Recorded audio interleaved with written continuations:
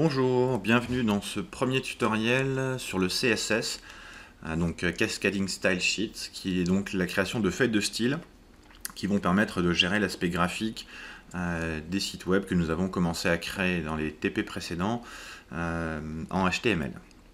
Donc pour cette première partie, nous allons découvrir un petit peu les bases du CSS que nous allons pouvoir appliquer dans un premier exercice.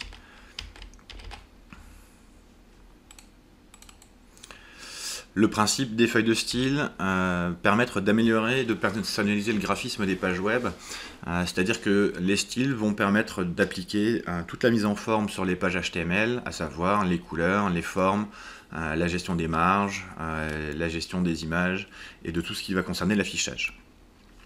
Ça va permettre de contrôler la mise en page, la mise en place de différentes colonnes sur la page, de bandeaux, de pieds de page ou d'entêtes éventuellement. Et donc le principe est vraiment de séparer le fond, le contenu avec le code HTML qui gère la structure de votre page et qui va permettre de mettre en place les titres, les différents paragraphes, et puis la forme, et de manière homogène, c'est-à-dire qu'on va simplifier la maintenance, un peu comme on pourrait le faire sur un logiciel de traitement de texte comme Word, où on va appliquer des styles par exemple à tous les titres. On aura une seule ligne de code dans la feuille de CSS, qui va déterminer par exemple que tous les titres de niveau H1 seront rouges, et en une seule ligne de code, on pourra appliquer ceci sur un nombre incalculable de pages. Ce qui rend la maintenance beaucoup plus facile, surtout lorsqu'on a plusieurs pages à gérer. Le principe est donc d'adapter les pages web à votre appareil, à ce qu'on appelle le responsive design, notamment pour la consultation sur smartphone, donc de gérer par exemple un affichage en pourcentage de la largeur de l'écran. Et donc c'est vraiment similaire aux feuilles de style des traitements de texte. Comme on a pu le voir, on appliquera à chaque élément, de manière générale ou particulière, un style, une couleur, une police, une taille de police, qui pourra s'affecter par exemple à tous les titres, à tous les paragraphes ou à certains types de liens par exemple. Donc les feuilles de style vont devoir se déclarer sur chacune de nos pages HTML, comme on peut le voir ici. Nous avons un nombre de pages, une première page 1 HTML, une page 2 HTML, jusqu'à une page N, ce qui pourrait représenter par exemple une centaine de pages. Sur chacune de ces pages, nous allons l'associer la page HTML à la page de CSS que nous avons ici dans notre exemple de site, appelé site.css. Dans l'idée, il y a une seule feuille de style en CSS sur laquelle nous allons mettre toutes les consignes pour gérer le style de toutes les autres pages. Ce qui veut dire que sur chaque page HTML que nous allons créer, nous allons devoir la relier à la page qui va gérer les styles. Ça va se passer donc dans la partie Head de notre site internet, comme nous avons pu le voir dans le HTML dans les premiers TP. Cette partie Head qui ne s'affiche pas sur la page, mais qui contient essentiellement des informations pour les moteurs de recherche, le titre de la page, le descriptif. On va aussi pouvoir y ajouter une ligne, la ligne link, real style sheet, href égale, et on doit mettre ici le lien vers la page qui va gérer, le fichier qui va gérer le CSS. Donc dans l'exemple que nous avons ici, les différentes pages 1, 2 jusqu'à la page N, donc toutes ces pages de site HTML, sont toutes reliées à la même feuille de style, site.css, sur laquelle il nous suffira de mettre une information pour l'appliquer sur toutes les pages. Dans l'exemple que nous avons ici, sur la feuille de style H1, donc les titres de niveau 1, color red, ça veut dire que tous les titres de niveau 1 auront une couleur rouge, et cette ligne-là de style va s'appliquer sur toutes les pages 1, 2, 3, 4 jusqu'à la page N qui sont toutes reliées à la même feuille de style. Donc vous pouvez assez rapidement comprendre qu'il y a un vrai intérêt pour la maintenance du site puisqu'il suffira de modifier une ligne de code dans le fichier CSS pour qu'elle s'applique sur la totalité des pages de notre site internet. Donc les pages HTML font référence à ce fichier, elles sont toutes reliées, comme on peut le voir ici dans la partie head/head. Nous allons pouvoir mettre une ligne qui va déclarer la feuille de style site CSS, qui se trouvera donc juste à côté, qui va pouvoir faire le lien entre la page HTML et la feuille de style site CSS, qui va permettre de gérer toutes les consignes. Ce fichier n'est chargé qu'une seule fois, donc ce qui a un vrai intérêt. Et donc encore une fois, pour la maintenance, c'est très intéressant puisqu'il suffira de modifier un seul fichier et que la modification sera répercutée sur l'ensemble du site, ce qui est très intéressant, surtout s'il y a beaucoup de pages à gérer. Pour modifier l'apparence des balises dans le fichier CSS, c'est relativement simple comme écriture. Le principe est toujours le même et là aussi, nous aurons un vrai intérêt à essayer de présenter correctement notre code pour qu'il soit plus facilement lisible et donc plus facile à corriger. La première chose, c'est de déterminer l'élément HTML sur lequel on va vouloir agir et modifier le style. Ici, par exemple, il s'agit bien de la balise P. Donc ça veut dire que toutes les balises P dans tous les fichiers HTML vont se voir affecter des consignes graphiques pour être tous traités de la même manière.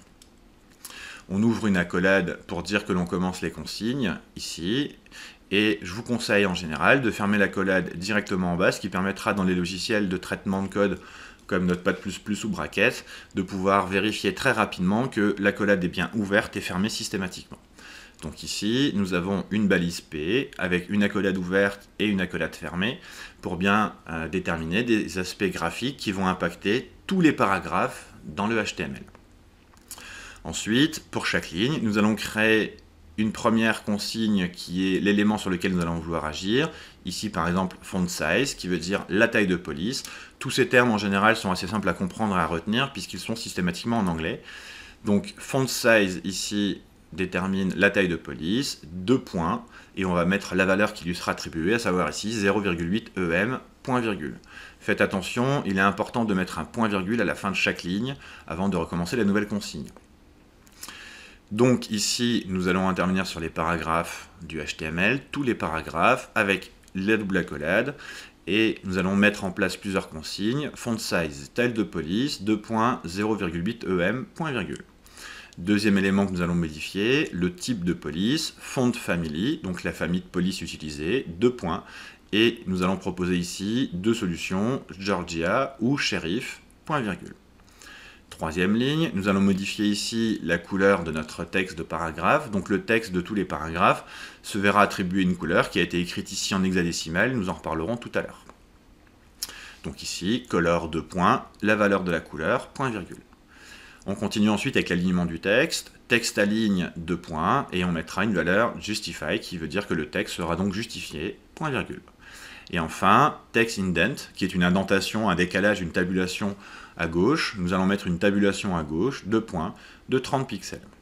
Donc nous allons pouvoir, dans le fichier CSS, agir sur les différents éléments, les paragraphes, les titres, et d'autres éléments que nous allons pouvoir voir par la suite. Autre exemple ici, deuxième commande dans le fichier de CSS, nous allons cette fois agir sur les titres de niveau 1. Donc la balise qui sera concernée, c'est H1, accolade ouverte, accolade fermée qui vont contenir toutes les consignes. Nous travaillons ici sur la taille de police, font size à 3 EM, point virgule. Le type de police, font family 2 points, Arial ou alors la police sans shérif, point virgule. La couleur, encore une fois, color 2 points, déterminée en hexadécimal, point virgule. La décoration du texte, text decoration qui correspond en général au soulignement, 2 points underline ou overline, ça dépendra, surligné ou souligné, point virgule.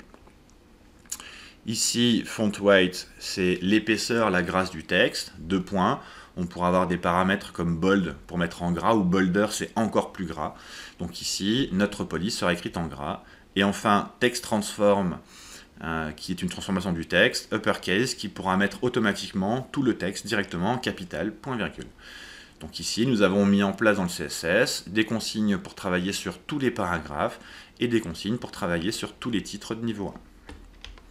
Si on regarde le résultat obtenu, on voit ici qu'on a agi sur la totalité du paragraphe qui répondra aux consignes demandées. De la même manière ici, nous travaillons uniquement sur le titre H1, donc cette partie-là va impacter le titre H1 qui se retrouve en bleu, souligné et surligné, et uppercase, donc en capital.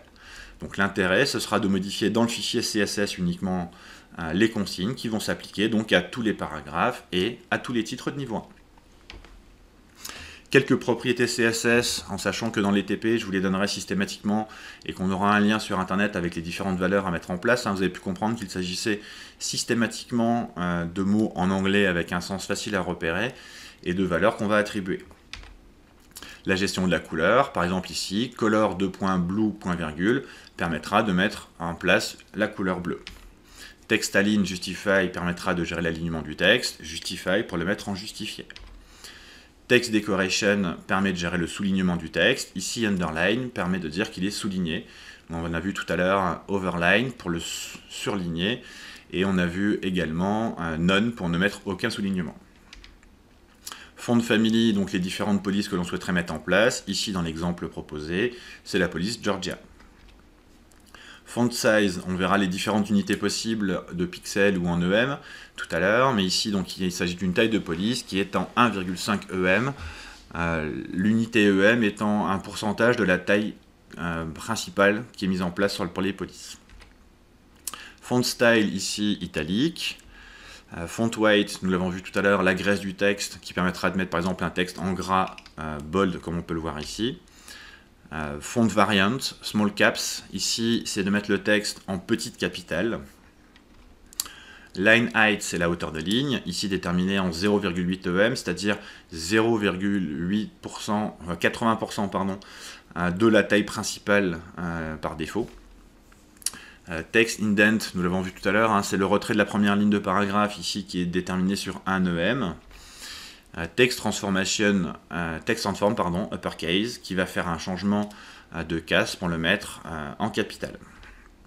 Letter spacing, qui va nous permettre de gérer l'espacement des lettres, ici, un espace de lettres de 0,2 EM entre chaque lettre.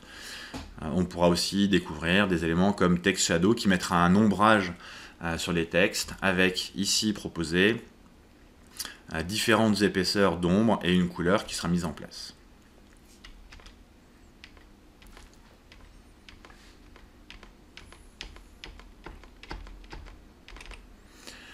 Les différentes unités de taille qui seront utilisées pour les polices, les dimensions d'image, les largeurs de pages, de colonnes et les marges et ainsi de suite. Il y a beaucoup d'unités qui existent. Déjà les unités absolues, hein, tout ce qui est centimètres, millimètres, les pouces, qui sont plutôt utilisés pour des supports papier. Donc en général sur les sites web, sauf si ils sont destinés à de l'impression, on les utilisera très peu. Nous allons beaucoup voir le pixel, hein, qui représente une unité que vous connaissez très bien, hein, puisque les écrans sont déterminés en nombre de pixels en largeur et en hauteur. Donc on pourra très bien déterminer comme c'est le cas sur un logiciel de traitement de texte, que par exemple une police va avoir une taille de 14 pixels, donc px. Et les unités relatives, plus importantes, le EM que nous avons vu tout à l'heure, qui est une proportion par rapport à la taille du texte par défaut, qui est relativement intéressante pour la gestion des polices, puisqu'il permettra un affichage relativement cohérent entre les différents supports, quand on passera d'un smartphone avec un petit écran par exemple, à un très gros écran sur PC. Donc c'est souvent plus intéressant de travailler en EM, notamment pour avoir un site qui soit responsive design. Et puis les pourcentages qui vont nous servir surtout pour les blocs. Vous imaginez que pour que notre site puisse s'adapter directement aux différents supports, on pourrait avoir deux colonnes qui seraient toutes les deux déterminées comme utilisant 50% de la largeur de la page, ce qui permettra d'avoir quelque chose qui sera toujours bien positionné par rapport au changement de support, comme par exemple des smartphones, des tablettes ou des ordinateurs. La gestion des couleurs, il y a déjà 147 valeurs qui existent, hein, des couleurs très simples qui sont exprimées en anglais, green, blue, yellow, red, que l'on peut retrouver. Mais en général, pour avoir des couleurs un peu plus intéressantes, on va utiliser les valeurs hexadécimales. La valeur hexadécimale d'une couleur, c'est simplement un dièse avec 6 caractères à côté qui peuvent être des chiffres ou des lettres, qui vont permettre de déterminer des couleurs plus spécifiques et particulières de manière unique. Il est très facile sur internet de chercher des générateurs de couleurs hexadécimales. En cherchant sur Google, vous trouvez très rapidement. Et vous allez pouvoir déterminer la valeur d'une couleur en hexadécimale, ce qui est le plus utilisé en général dans le web, avec un dièse et les 6 valeurs à côté. Par exemple, la couleur noire est connue comme étant dièse avec 6 zéros derrière, et le blanc étant connu comme le dièse avec 6 fois le F derrière. Donc très rapidement, je vous ai mis un lien en dessous vers Color Picker, hein, qui est un site parmi plein d'autres qui permettra de retrouver ces différentes valeurs. On peut rechercher n'importe quelle couleur exprimée en hexadécimal. Et puis, possibilité aussi d'utiliser quelque chose que vous connaissez plus dans le traitement des images, le triplet RGB, qui est une succession de 3 valeurs, hein, de rouge, de vert et de bleu, qui sont les 3 couleurs primaires. Et donc pour chaque valeur, on va déterminer un nombre entre 0 et 255. Par exemple, une couleur pourrait être déterminée comme étant 14, 28, 153. Et encore une fois, chaque couleur est exprimée de manière unique grâce à ce triplet. Donc en général, sur les sites web, on utilise essentiellement l'écriture hexadécimale, mais on pourrait très bien aussi retrouver une couleur exprimée en RGB depuis une charte graphique. Exemple, hein, ici on a une couleur RGB entre parenthèses, qui a une valeur 12, 54, 240. Donc 12 c'est la valeur de rouge, 54 c'est la valeur de vert, et 240 c'est la quantité de bleu qui est mélangée pour obtenir la couleur. On va pouvoir créer donc nos propres styles de manière spécifique, et donc pour cela on va pouvoir modifier le HTML. Pardon. On va découvrir deux éléments, à savoir les classes et les identifiants. Alors les identifiants, on en a déjà parlé dans le HTML puisque nous en sommes servis dans certaines balises pour mettre des identifiants, notamment pour gérer des liens d'un endroit de la page à un autre endroit. La différence entre une classe et un identifiant sera simple. Sur une page HTML, l'identifiant est absolument unique. Ici, par exemple, dans mon paragraphe, j'ai mis un identifiant conclusion. Je n'ai le droit sur une page HTML de n'avoir qu'un seul élément qui a cet identifiant. Il doit être absolument unique. Nous l'avons vu hier dans un précédent TP, puisque lorsque nous faisions un lien sur la page internet pour aller à un endroit particulier, l'identifiant devait être unique, sinon on ne pouvait pas le repérer. Les classes, par contre, eux, vont pouvoir être utilisées plusieurs fois sur la même page. L'intérêt va être de pouvoir déterminer certains paragraphes, par exemple, qui vont être traités d'une certaine manière et d'autres non. On pourrait avoir certains paragraphes qui soient mis systématiquement en rouge alors que d'autres ne le seront pas. Ces éléments-là vont nous permettre de pouvoir affiner nos consignes CSS et de pouvoir déterminer si une consigne de couleur, par exemple, va agir sur tous les paragraphes de notre site ou seulement sur certains paragraphes qui ont une classe particulière. Donc ces classes et ces identifiants se mettent dans la première balise dans le HTML cette fois-ci, donc il faudra bien travailler à la fois dans le HTML et le CSS. Ici, dans mon HTML, dans mes paragraphes par exemple, j'ai mis une classe égale important. Et puis, dans mes identifiants, ici, dans un paragraphe en particulier, j'ai mis un identifiant id égale conclusion. Ces nouveaux styles vont pouvoir être intégrés, du coup, dans la feuille de style en CSS. Si, par exemple, je travaille dans le CSS sur une consigne point important, cela veut dire, avec le point, que je vais travailler sur tous les éléments de mon HTML qui ont la classe important. Donc, retenir que la classe, elle, se repérera grâce à un point, et on mettra à côté le nom de la classe. Donc si je travaille dans le CSS en mettant au départ les éléments sur lesquels je veux travailler, ici, point important, j'ouvre mon accolade, je vais pouvoir dire par exemple que tous les éléments qui ont la classe important seront rouges, et je pourrais gérer par exemple la taille de police, la forme et ainsi de suite. Et je pense bien évidemment à fermer mon accolade. Donc on est sur le même système que nous avons vu tout à l'heure. Tout à l'heure nous travaillons sur tous les paragraphes P qui étaient traités d'une certaine manière. Ici, je vais travailler par exemple sur tous les éléments qui ont la classe important. De la même manière, pour les identifiants, je pourrais travailler uniquement sur ce paragraphe-là de mon code. Seulement celui-ci sera impacté par les consignes du CSS. Et pour repérer un identifiant, je le ferai dans le CSS avec un dièse. Donc ici, dièse conclusion dans mon CSS veut dire que je vais travailler uniquement sur le seul élément qui a l'identifiant conclusion, et cet élément-là va se voir afficher des consignes, font size 2EM par exemple, taille de police à 2EM. Donc l'avantage de l'utilisation des classes et des identifiants est qu'on va pouvoir créer des styles, qu'on va pouvoir gérer de manière homogène à chaque fois. Je vais pouvoir par exemple, à tous mes titres de niveau 2 d'une seule page, affecter une classe, que je vais pouvoir ensuite modifier dans mon CSS. Donc, rappelez-vous essentiellement qu'un identifiant, lui, est unique sur la page, alors qu'une classe peut être utilisée plusieurs fois. Donc ici, nous avons bien les classes et les identifiants. Les classes qui sont repérées avec un point. Si je mets point important, je vais travailler sur tous les éléments dans lesquels, dans le HTML, il y a une classe égale important, et puis si je mets dièse conclusion, je travaillerai uniquement sur le seul identifiant, le seul élément dans le HTML qui lui a un identifiant conclusion. Au niveau des sélecteurs, si je mets, comme nous l'avons vu tout à l'heure, une balise à cet endroit-là, donc une balise qui pourrait être P, A pour les liens, IMG éventuellement, et l'accolade, je vais travailler sur tous les éléments qui font partie dans le HTML de cette balise. Si par contre je mets A, B, je vais travailler cette fois sur toutes les balises A ou toutes les balises B. Par exemple, si je mettais P, A. Je travaillerai donc avec les consignes que je vais mettre sur tous les paragraphes ou tous les liens. En mettant étoile, on va agir sur toutes les balises sans exception. Ça pourrait être la possibilité, par exemple, en mettant étoile, de mettre entre guillemets tout en rouge directement sur le site. Et puis enfin, si je mets A espace B, je vais agir sur tous les éléments B qui se trouvent dans un élément A. On verra quelques exemples tout à l'heure.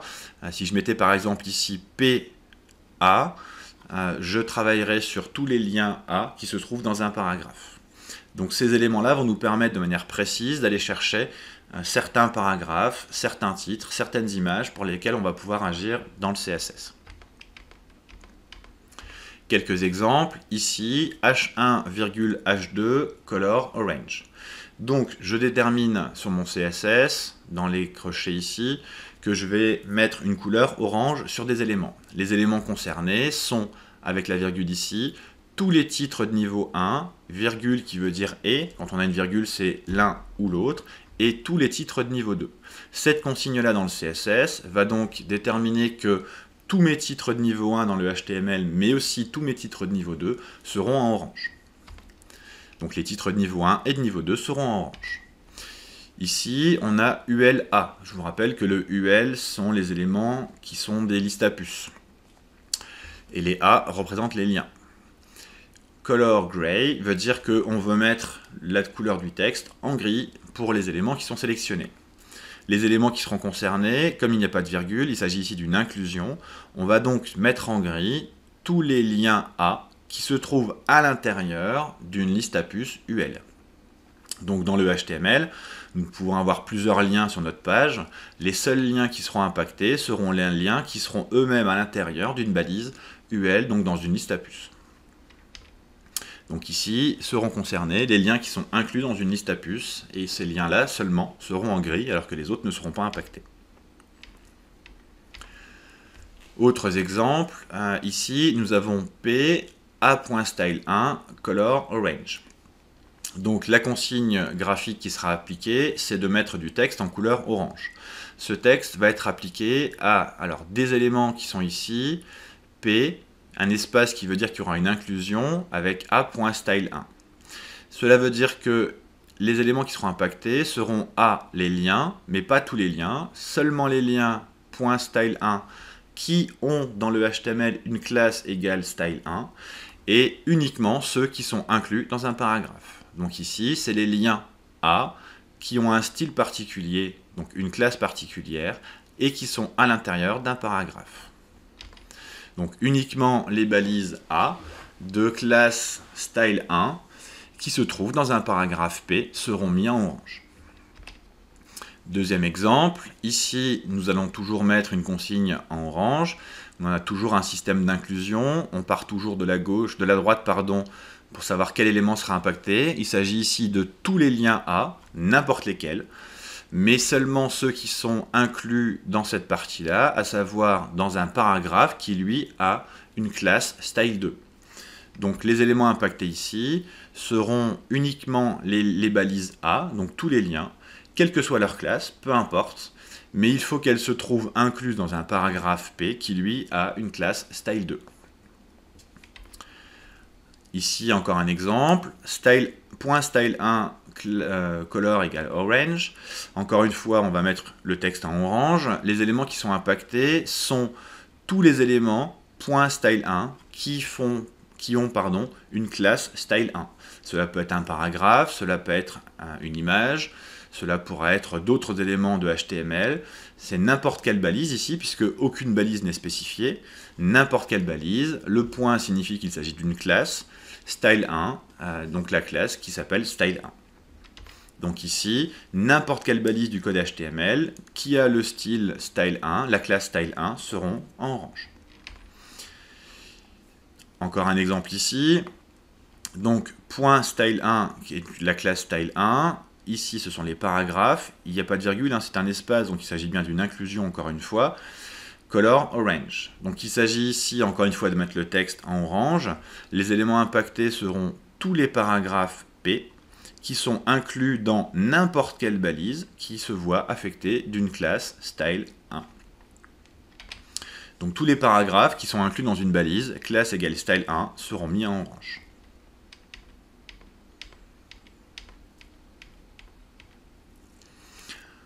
On a enfin des pseudo-classes, notamment pour la gestion des liens, qui seront associés à des événements qu'on aura avec la souris. Les liens qui n'ont pas encore été visités seront les liens a2.link, c'est-à-dire un lien sur lequel je n'ai encore jamais cliqué et je pourrais lui déterminer une couleur par exemple.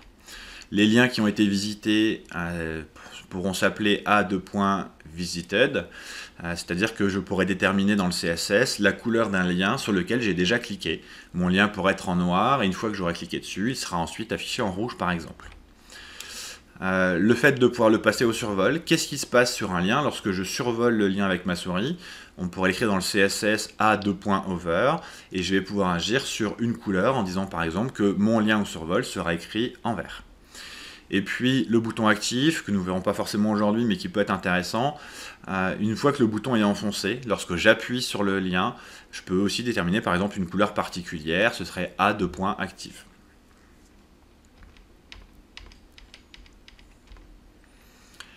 Je vous mets enfin ici un lien vers les principales propriétés CSS pour qu'on puisse retrouver assez rapidement les différentes consignes de CSS et puis les différentes valeurs qu'on peut y attribuer, que l'on retrouve sur internet un peu partout, mais je vous ai mis un lien sur ce site qui peut être relativement intéressant pour les retrouver. Et nous allons pouvoir aborder maintenant notre premier TP dans lequel je vais essayer de vous donner un maximum de consignes pour commencer à appliquer ces choses-là et vous permettre de vous rendre compte que c'est relativement simple à mettre en place finalement une fois qu'on a compris le principe. Merci.